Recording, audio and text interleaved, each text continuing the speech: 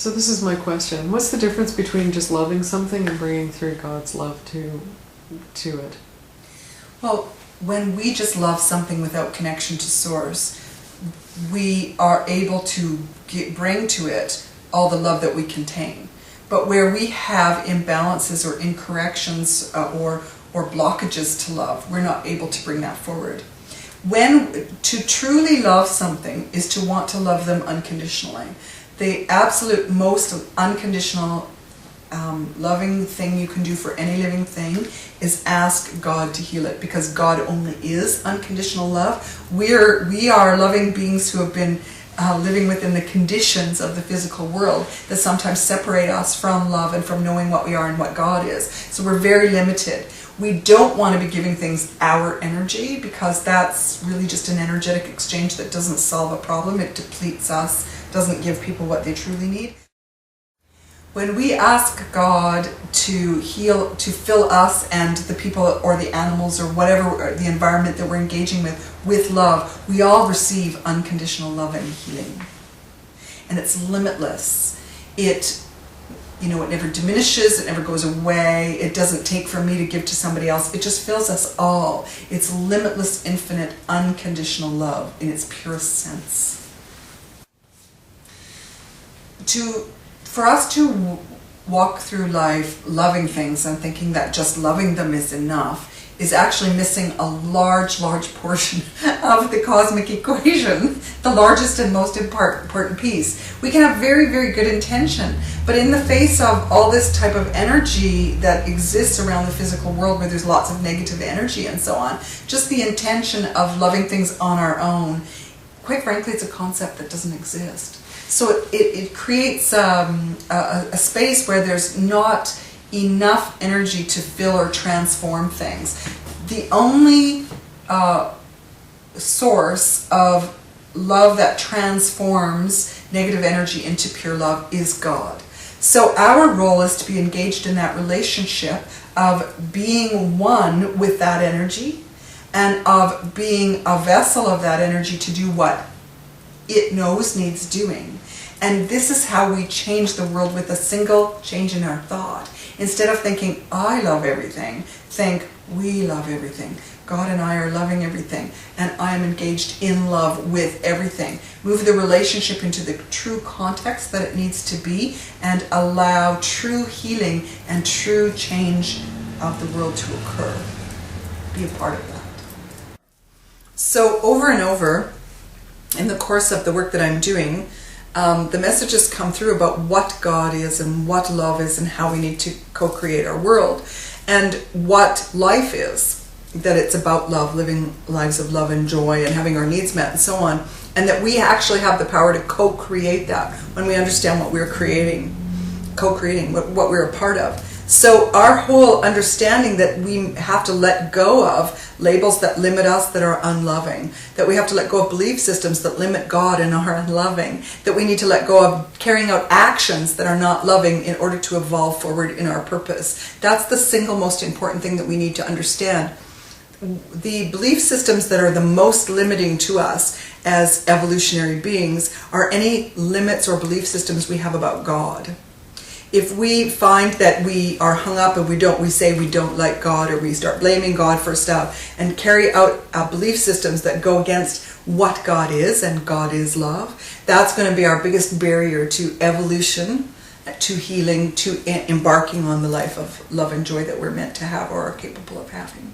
So as a species, human beings really need to look at their thought processes and examine what they're saying and what they're doing in an active way that enables them to move forward more into love, and not cling to things that they think serve things, but serve an identity or serve something that they need. They need to really look at it and say, is this serving love? Because if this belief system or this action or this job or whatever is not serving love, I do need to move from it into what does serve love in order to be in my purpose, and to not cling to things that don't support that. So very often when I'm dealing with people when they plateau in healing, or where they hit a crunch in a place of being in their life where they can't manifest the next things, that's where the hang up is. It's in a failure to let go of a belief system, to keep articulating it or keep living with it as though it's reality, when it's a belief system that isn't loving or truthful about themselves, the rest of the world, or God. So as long as we're engaged in an evolutionary process of moving more into the relationship with God and love with all other living things and with ourselves, we will keep moving forward. But anytime we let something block us from that in terms of our belief systems or our thought forms, our identities, our labels, for ourselves and for others, that's where we will not succeed in moving forward in healing. There's a saying that I've often said when I've taken people out to workshops where we've worked on land and animals, and everybody can feel and see the shift in the animal's behavior or the shift in the way the land feels, and in a very short period of time they see the animal, a 1,400 or 1,700 pound horse manifesting wellness in only a couple of months, And people say to me, why do they heal so fast? And the answer that came through one day when I was doing a workshop on this was, horses don't build buildings and tell lies about God. In other words, truth is a vibration, love is a vibration. We need to accept it with our whole being and not let the cognitive mind get in the way of it with its constructive beliefs that may not be truth. Isn't that true not just about our health, but about everything? Absolutely. So when someone has a problem with in their love life, or they have a problem with their bank account, it doesn't have to be a health issue. It could be it's life. Any aspect of disharmony in your life. This is the answer. It totally is, because a bank balance is a symbol of getting your needs met. Money meets our needs in this world because the world has made it be a factor in how we get our needs met in this world. Although God can be very much more inventive than just giving us money, if we give God enough room to bring those solutions. But in our relationships, in our personal relationships, in our love life, in our relationships with our family, it really is about understanding that solving things in a true way is about applying more love to them, not less. So when we approach a problem, we need to figure out how to bring more of what love really is to the problem. Sometimes we have these ideas of what love is and we apply that to a problem, but the love that we have, our belief system about love maybe is not quite right. So that's why the significance of asking God to fill it with love and asking to be a part of that, and paying attention to things like the definition of love, which we have on the website and in the written materials, and actively working to incorporate those things in connection with Source, with the problems in your love life, or the problems with your children, or the problems with your pets, or whatever, is the one size fits all.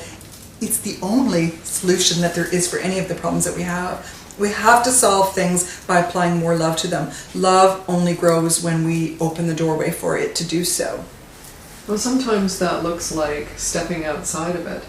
Sometimes that's disengaging from participating in the dynamic of it. There are many ways in which you can be loving. Mm-hmm. You can be thinking about bringing God through and bringing through love, but you can also step out of a situation. That's right, to not contribute to the unloving energy of it. One of the messages that's coming through right now, I know I've said many times before, and it feels very relevant as God's asking me to repeat it now, is that the definition of love is that we are here to love and to be loved. So anything, and we're not here to cause harm. Love doesn't cause harm. So anything that causes harm or doesn't meet the needs of everyone involved, every living thing involved in the scenario, is not the solution.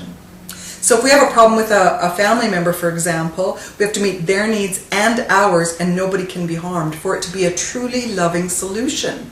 Often people think things like, okay, I've got to meet their needs and not have mine, or I never get my needs met, they shouldn't have theirs this time. They've got conditions or blockages on the wholeness of love. Our evolution into the new consciousness is about understanding the wholeness of love and applying it as it is, as an energy, because it's an energy with its own identity. to the problems that we've created that are unloving. This begins only with connection to God. Because that's the source of all life, and that's the source of unconditional love. Growing that relationship in a true way that lets God be as God is, that lets God be love and gives God room to do that and to show that to us in our lives, that is the only way to bring about this type of expanded thinking about how we can apply love to heal all the numerous problems in our personal lives and in the world at large.